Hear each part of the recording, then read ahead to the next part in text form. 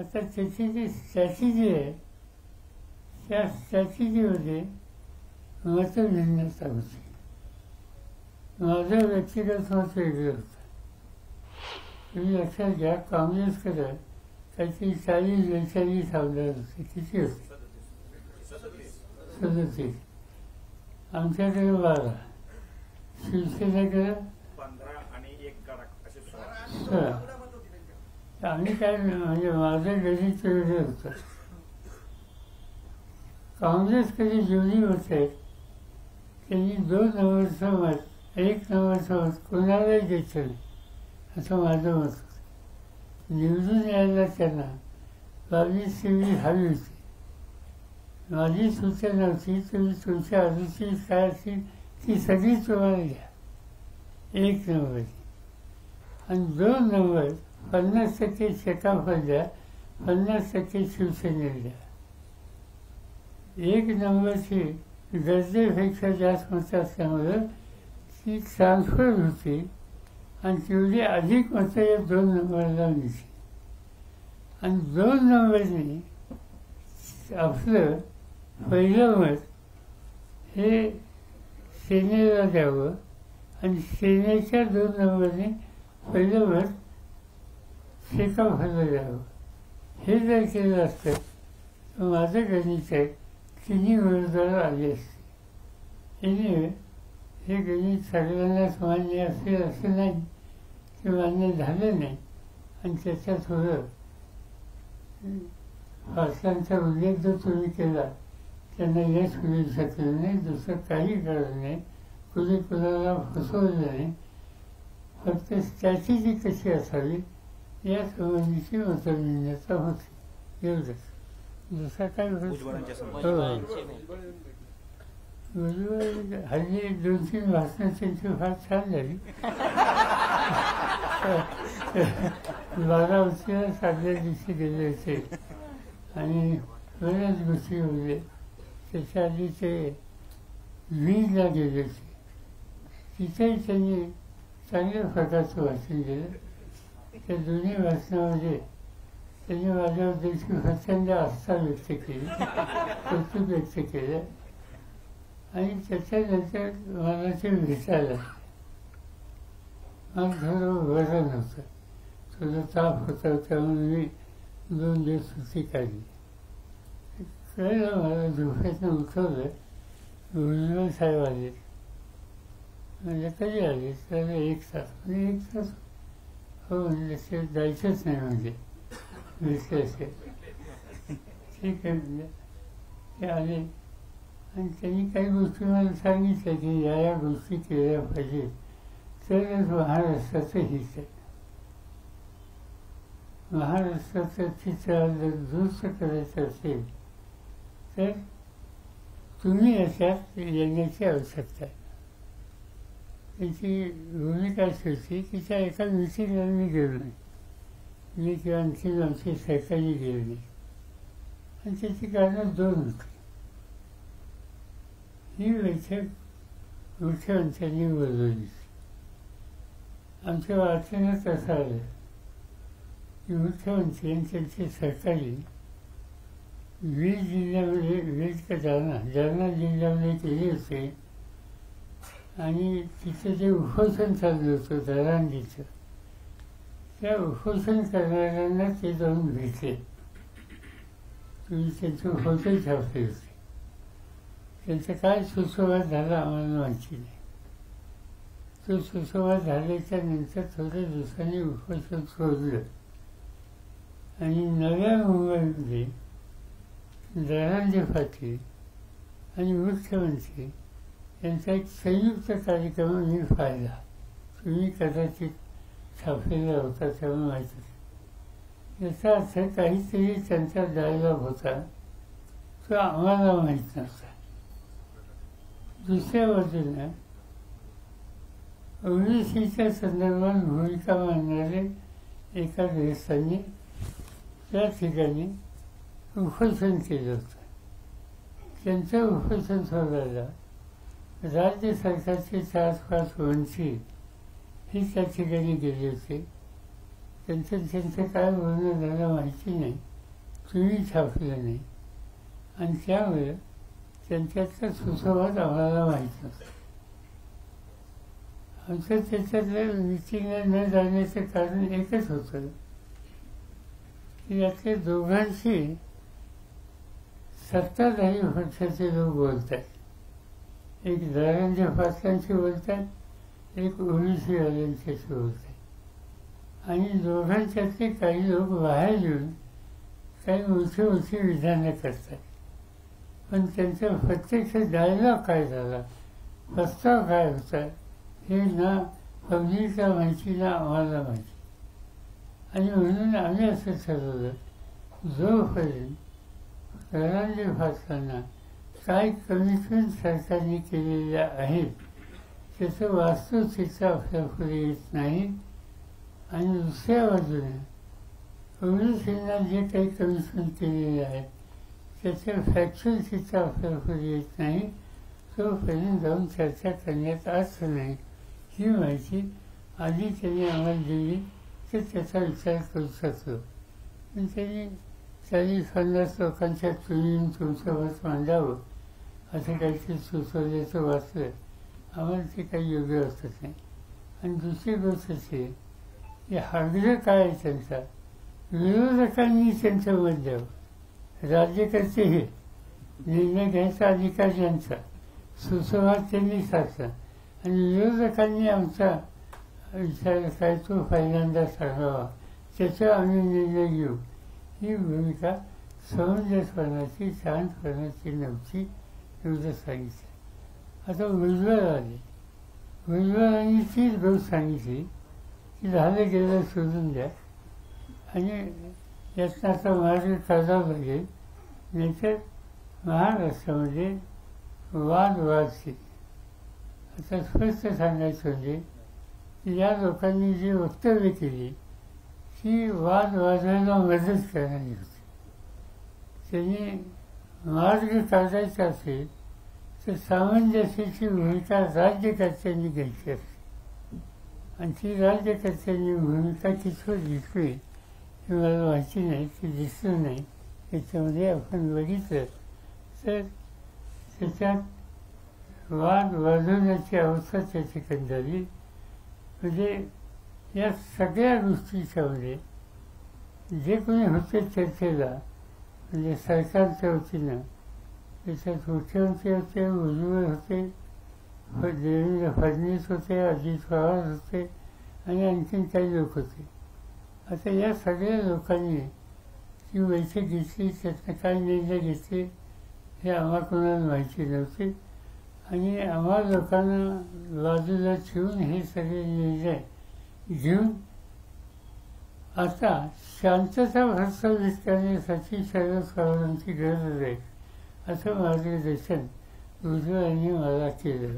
ही गोष्ट काही नाकारता येत नाही आणि त्यामुळे त्यातनं आता बघूया. मी त्यांना सांगितलं तेव्हा तुम्हाला जर ह्यातनं प्रश्न शोधायचे असतील तर एक धनंजय पाटलांना काय तुम्ही कमिटमेंट दिल्या, त्याच्यात कोणत्या गोष्टीची तुम्ही पूर्तता केली किंवा करणार आहात हे त्यांना आणि बाकीच्यांना सांगावं आणि ओबीसीला त्यांच्या हिताची जपणूक करण्याच्या दृष्टीनं जी काळजी घेणं आवश्यकता आहे त्याही संबंधीची जी काही तुम्ही कमिटमेंट केली किंवा व्यवस्था केली त्याची माहिती ही तुम्ही आमच्यापुढे सादर करा. जरूर याच्यातून काही चांगलं निघत असेल तर त्याला तुमच्या चोरीची धोरणं दृष्टिकोन या सगळ्या गोष्टी विसरून पुढे जायला हरकत नाही. आज शांततेची गरज आहे याच्याबद्दल माझ्या मनात शंका नाही. लोकसभा निवडणुकीनंतर भाजपने आता आकडा सांगणं बंद केलेलं आहे, 400 पार वगैरे म्हणत नाही, पण अमित शहा 21 तारखेला पुण्यात विधानसभेच्या तयारीसाठी येत आहेत. तर पुढची निवडणूक ही केंद्राकडूनच महाराष्ट्र विधानसभा हाताळली जाईल असं वाटतं आणि पवार विरुद्ध पुन्हा केंद्र भाजपचं केंद्रीय नेतृत्व अशीच निवडणूक होईल का? नाही, असं आहे की मागच्या निवडणुकीमध्ये सुद्धा सगळी सूत्र ही दिल्लीवरूनच आली.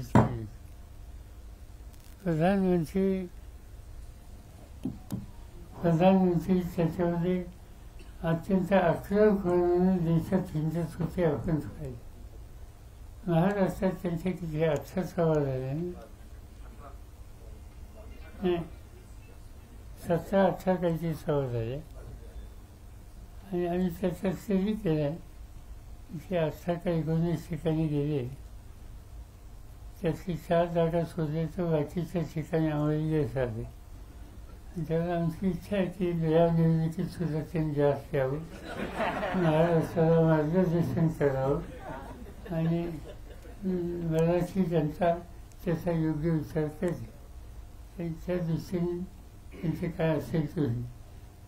पण तुम्ही जी बातमी देताय की माझ्या आजच वाचण्यात आली, साहजिकच आहे, सत्ताधारी पक्ष असो विरोधी पक्ष असो, निवडणुकीत कमी जास्त होतं, पण त्यातनं सावरून पुन्हा एकदा आत्मविश्वासानं पक्ष उभा राहण्याचा प्रयत्न करतो. आणि त्या दृष्टीने या ठिकाणी सत्ताधारी पक्षाने आखणी केली असेल तर त्याच्यात काही चुकीचं नाही, तो त्यांचा अधिकार आहे आणि ती करते. त्यांना गृहमंत्र्यांचा पाठिंबा हा आणखी महत्त्व भरत असेल तर त्याचा विचार त्यांनी त्यांच्या हिताच्या दृष्टीने केला तर त्याच्यात काही वावगं नाही. तो तक्रार करायचा आम्हाला काही कारण नाही. तुम्हाला सोडून गेलेले सगळे एक एक परत येऊन तुम्हाला भेटताय आणि तुमचे जे सोडून गेलेले जे पहिले आमदार येतो ते पण तुम्ही त्यांच्या मतदारसंघात येणार म्हणून ते खूप घाबरलेले आहेत. त्यांच्याविषयी तुम्हाला काय वाटतं? आणि बारामतीमध्ये जे अजित पवारांनी खूप विकास केलेला आहे, शनिवार रविवार ते बारामतीमध्ये असतात, खूप काम करतात, आम्ही पण जवळ पाहिलं तरी देखील बारामतीच्या जनतेने तुम्हाला भरभरून मतदान का केलं तेही सांगा. बारामती आहे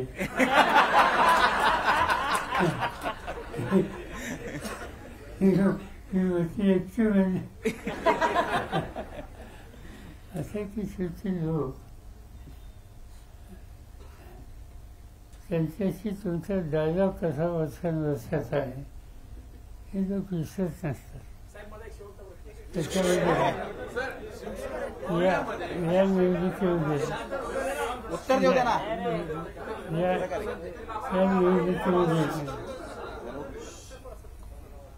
या निवडणुकीतच नाही, अनेक निवडणुकीमध्ये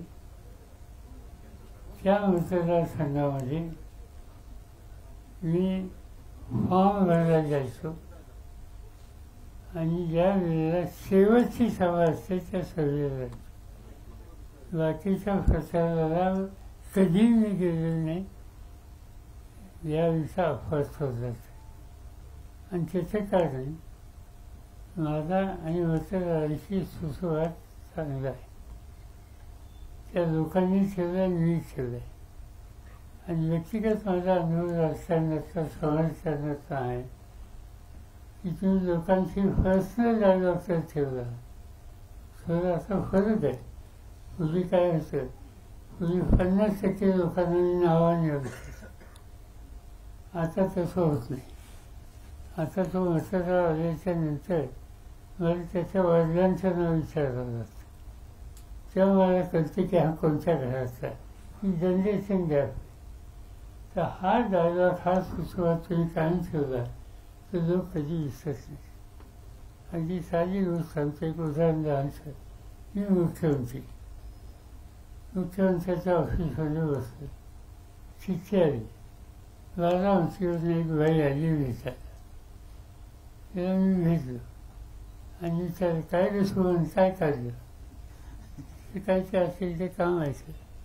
गावाकडे जाऊन गावाला सांगितलं, साहेबांनी मला सुवर्ण म्हणून हाक मारली. तिचं काम हो न हो पण मला नावाने हाक मारली. प्रश्न हा आहे की नागरिकांना, लोकांना हा आपला सहकारी नेता याच्याशी हा सुसंवाद हा त्यांना भावतो आणि तो विसरत नाही. बारामतीमध्ये कोणी काही म्हणलं तर माझी खात्री होती की सोफियाला लोक मतदान केल्याशिवाय राहणार नाही.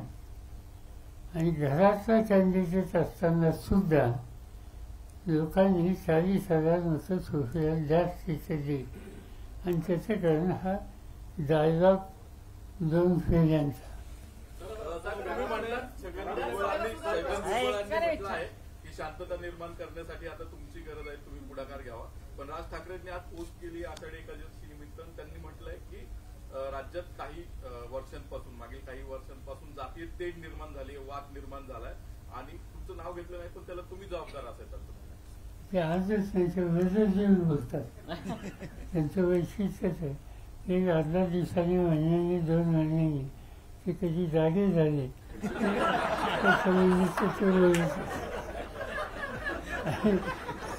त्याच्यावर साधारणतः ज्याच्या चिफाणी केली त्याचा कॉग्निजन्स वाचक देतात, अशांच्यावर ते चिफणी करतात. लोकसभेच्या वेळेस घरातले काही जण बाहेर गेले, आता परत विधानसभेच्या किंवा या सगळ्या पार्श्वभूमीवर आता ते परत जर घरात येणार असतील तर आपलं काय त्याच्याबद्दलचं काय भूमिका? घरात यायचे घरात यायचे, त्याचे काय निवडणूक यायचे आणि त्याचे घर कायम असतं. सर, आताच्या लोकसभेमध्ये जसं आत्ताच्या पिढीच्या काका पुतण्यामध्ये संघर्ष दिसला, तसं विधानसभेला आता नव्या पिढीतला काकांचा पुतण्या संघर्ष दिसणार का? म्हणजे अजित पवार आणि युगेंद्र पवार. आणि असं जर झालंच तरी सुद्धा सगळ्यांचं बघण्याचा अजून एक दृष्टिकोन असा असतो की एकाच घरामध्ये आता सध्या 2 राज्यसभा सदस्य, 1 लोकसभा सदस्य, 1 उपमुख्यमंत्री. तर याच्याकडे टीका होत असताना तुम्ही त्याच्याकडे कसं बघता? असं मतदारांनी त्याचा विचार करावा.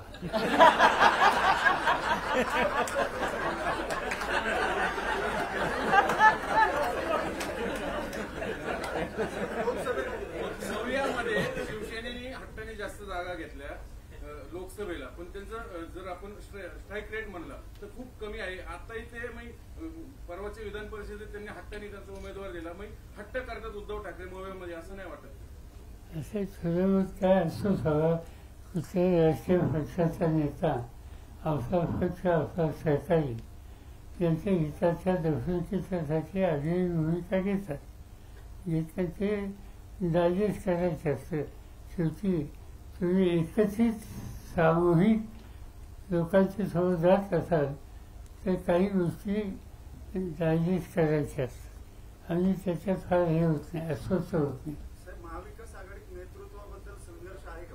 अजिबात नाही. ठाकरे विधान परिषदेच्या निवडणुकीनंतर ती चर्चा झाली. तुम्ही दिलेला उमेदवार असून सुद्धा त्यांनी उमेदवार देणं, त्यासाठी त्याला निवडून आणण्यासाठी प्रेशर करणं.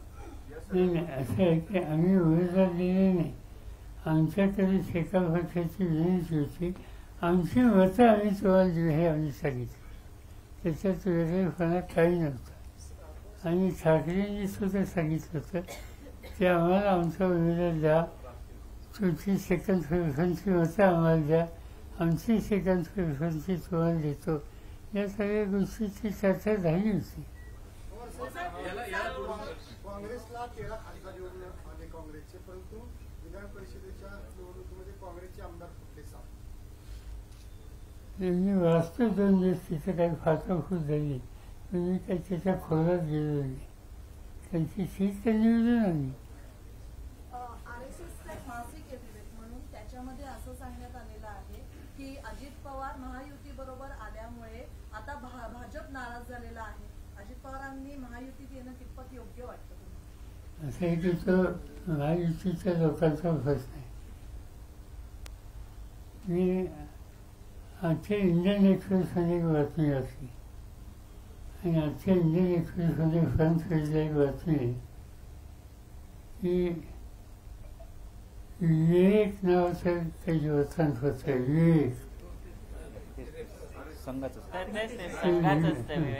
विवेकने ह्या जे सांगताय ती बातमी दिलेली आहे. आणि याच्या आधी मी अशीच बातमी ऑर्गनायझरमधून वाचली होती. आता ऑर्गनायझर आणि विवेक याच्या बातमीवर कोणती विचारधारा आहे तिचा शोध घ्यावा लागेल.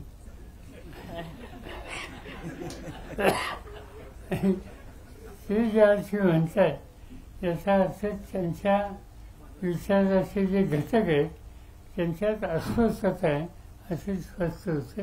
यापेक्षा वेगळं काही नाही.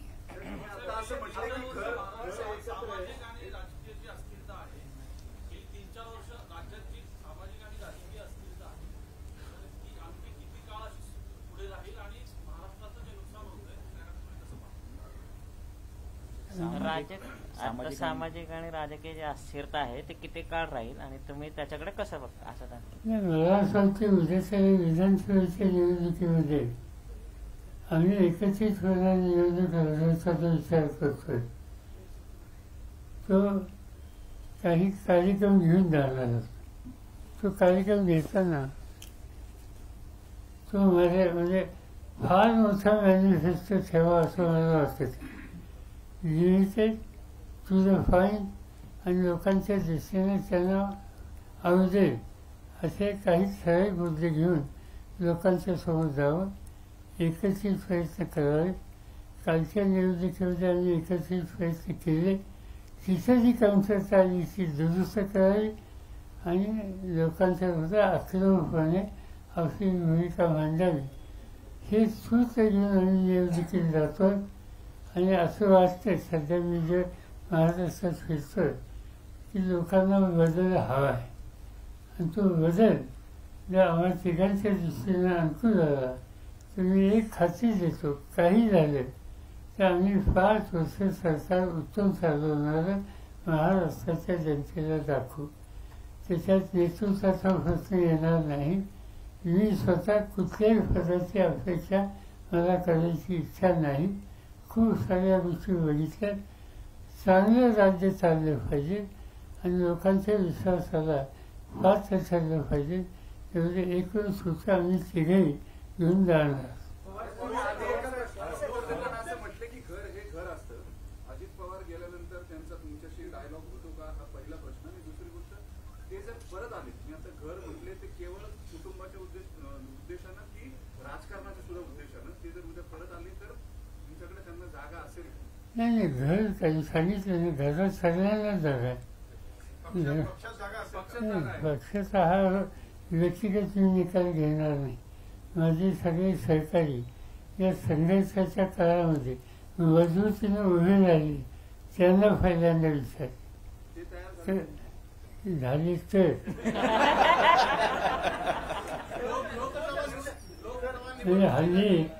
हल्ली मी कुठल्याही गावी गेलो तरी 2-3 तास येणाऱ्यांच्या स्वागत नाही पण ऐकून घेण्यास वेळ द्यावा लागतो. महाराष्ट्रात सध्या ते IAS ऑफिसर खेडेकर आणि अग्रवाल ऍक्सिडेंट केस झाली त्यात सगळ्याच प्रशासकीय यंत्रणा भ्रष्ट, डॉक्टर भ्रष्ट झाले दिसतात, RTO झाले, पोलीस झाले, कलेक्टर झाले. तर हे प्रशासनात हा जो डिसायपल त्यात महाराष्ट्रातील पुण्याची खूपच नॅशनल लेवलला बदनामी होते. तर नेमकं प्रशासनाचं असं हे कशामुळे असं होतं की सगळ्याच यंत्रणा पटापट सामील होते त्या करप्शन मध्ये. खरं या देशामध्ये 3 राज्य एकेकाळी प्रसिद्ध होती प्रशासनामध्ये. एक त्यावेळी त्याला म्हणायचे बॉम्बे स्टेट. महाराष्ट्र आत्ता नेहमी म्हणजे Bombay that include part of the Gujarat असतो. त्याच्यानंतर तामिळनाडू, ते तामिळनाडू नव्हतं, मद्रास स्टेट होतं. आणि तिसरं स्टेट होतं बिहार. या देशात तुम्ही जर बघितले अगदी प्राईम मिनिस्टरच्या ऑफिसमधले वरिष्ठ अधिकारी असो, कॅबिनेट सेक्रेटरी असो, अनेक बिहारमधनं उत्तम अधिकारी असायचे. 1 ते 10 अनेक नावं सांगतात. या 3 राज्यांची प्रशासन यंत्रणा ही एक्सेप्शनल चांगली होती. आणि ती महाराष्ट्राचा जर विचार केला तर संयुक्त महाराष्ट्र राहिल्याच्या नंतर 2 भाग झाले. पण 2 भाग झाले तर जे पहिले मुख्यमंत्री जे होते यशवंतराव चव्हाण त्यांनी प्रशासनाची एक दिशा दाखवली आणि ती दिशा अनेक वर्ष जाणीवपूर्वक सांभाळली. त्याच्यात वसंतराव नाईक असतील, त्याच्यात शंकरराव चव्हाण असतील, अनेकांची नावं इतर घेतायची. त्या सगळ्यांनी ते जतन केलं. मी सांगणं योग्य नाही पण आम्हा लोकांच्यापर्यंत ॲडमिनिस्ट्रेशन आणि प्रशासकीय यंत्रणा यांच्याशी अतिशय सुसंवाद होता. आणि कधीही आज जे ऐकायला मिळतो ते कधी ऐकायला मिळत नव्हतं. हल्ली दुर्दैवानं या सगळ्या यंत्रणेकडे वळत असताना मी म्हणेल तसे निर्णय घेण्याची प्रवृत्ती ही वाढलेली आहे.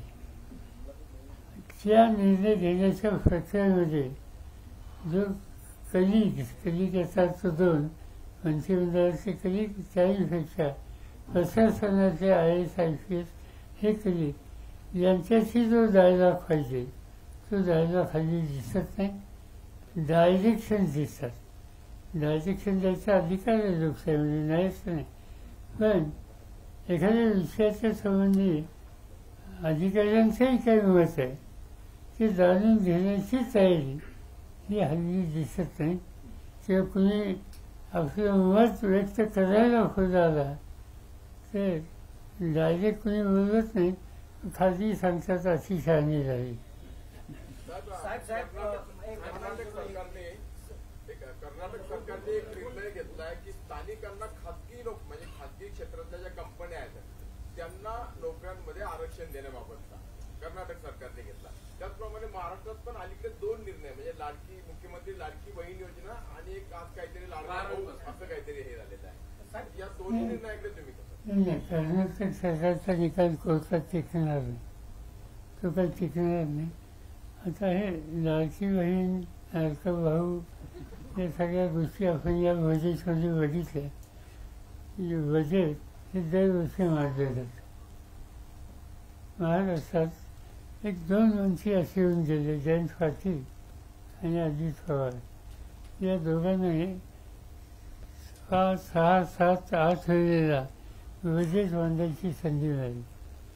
त्या 6, 7 वेळेला बहीण भाऊ काही कुठं आलेले दिसले नाही. चांगली गोष्ट आहे, बहीण भावांचा विचार होतो याचा आनंद आहे. हा सगळा चमत्कार कालच्या लोकसभेच्याच मतदारांच्या मताचा आहे. आणि म्हणून मतदारांनी मतं व्यवस्थित दिली तर बहीण भाऊ सगळ्यांची आठवण होते. आता एकच आहे की त्याच्यातली मला काळजी एकच आहे की महाराष्ट्राची एकंदर स्थिती काय आहे. आणि ओव्हरऑल डेव्हलपमेंटच्या संदर्भात एक काळ असा होता की महाराष्ट्र देशातल्या पहिल्या 2-3 राज्यात होता. परवा नियोजन मंडळाने जी यादी प्रसिद्ध केली त्याच्यात महाराष्ट्राचा नंबर 11 आहे. म्हणजे आपण 11वर जाऊन पोचलो आहे. हे चिंता करण्यासारखं चित्र आहे. आता त्याच्यामध्ये फायनान्शियल काय पोझिशन आहे. अंदाजे 7,80,000 कोटीचं कर्ज आज महाराष्ट्राच्या डोक्यावर आहे. आणि या वर्षाचं आत्ताचं कर्ज त्याच्यात 1,10,000 वेगळं आहे. तूट जी आहे महसुली ती काहीतरी 20,000 कोटीच्या पेक्षा अधिक आहे. आणि आता बजेट आपण मानतो आणि बजेट मांडल्याच्या नंतर समजा जनरली आपल्याकडे बजेट फेब्रुवारी-मार्चमध्ये मानतात आणि ऑक्टोबर-नोव्हेंबरमध्ये पुरवणी मागण्या म्हणतात, संशोधनची देवाण. यावेळी बजेट मांडलं त्या आठवड्यामध्ये पुरवणी मागण्या मांडल्या. पुरवणी मागण्याची रक्कम 94,000 काहीतरी नाही 94,800 ह्या संशोधनची देवाण. त्याच्यात काहीतरी 400 कोटी बहिणींच्यासाठी आणि बाकीचे जे विचार आहेत वीज मंडळ वगैरे वगैरे या सगळ्याच्यासाठी किंवा शेतीची काही तूट आहे त्या सगळ्याला प्रचंड रक्कम त्या ठिकाणी मांडल्या. याचा अर्थ एकच आहे की हा कालच्या निवडणुकीचा निर्णय लक्षात घेऊन काही तातडीची पावले आणि फायनान्शियली हे महाराष्ट्र एकेकाळचं शक्तिशाली समृद्ध राज्य हा जो लौकिक होता त्याच्यासंबंधी लोकांना किंवा जाणकारांना फेरविचार करावा लागेल असं चित्र आज त्या ठिकाणी दिसते. दरडोई उत्पन्नामध्ये 11वर पोचणं हे महाराष्ट्राच्या जनतेच्या दृष्टीनं मला योग्य वाटत नाही. त्याच्यात दुरुस्ती केली पाहिजे. कुणी राज्यकर्ते असोत आपल्याला शेवटी राज्य आर्थिकदृष्ट्या सावरलं पाहिजे. प्रकाश आंबेडकर यांनी प्रकाश आंबेडकरांनी जरांगेंना पाठिंबा दिला होता, त्यांची भेटी घेतली होती. आता ओबीसी आंदोलनात त्यांनी पाठिंबा दिला आहे आणि ओबीसी साठी ते मोर्चा किंवा मार्च काढणार आहेत. हा एक प्रश्न. आणि दुसरा, महाविकास आघाडीला रोखण्यासाठी किंवा मतांमध्ये फूट पाडण्यासाठी तिसऱ्या आघाडीचा प्रयत्न होईल का विधानसभा निवडणूक? मला काय वाटत नाही तिसऱ्या आघाडीच्या वेळी. आणि प्रकाश आंबेडकर आम्ही त्यांना बरोबर घ्यायचा प्रयत्न केला, आम्ही नाही यशस्वी झालो. त्यांची भूमिका घेऊन घे. कोर्टाच्या निर्णयाबद्दल आता आपल्याला 2 आठवड्यात समोरच्यांनाही ॲफिडेव्हिट करायला आपला यश काय वाटतं राष्ट्रवादी संदर्भात, राष्ट्रवादी पक्ष आणि चिन्हाच्या बाबतीत आता काल कोर्टात? नाही, काल कोर्टात तारीख होती, मी काही केलं नाही, सोफिया गेली होती आणि कोर्टाने असं सांगितलं की त्यांनी यापूर्वी सांगितलं होतं की तुमचं म्हणणं मांडा आमच्या गोष्टीच्या संदर्भात. ते म्हणणं मांडलं गेलं तर कोर्टाने काल सांगितलं की इतक्या दिवसात तुम्हाला मांडावंच लागेल. बघूया आता त्याने होऊन सांगितलंय.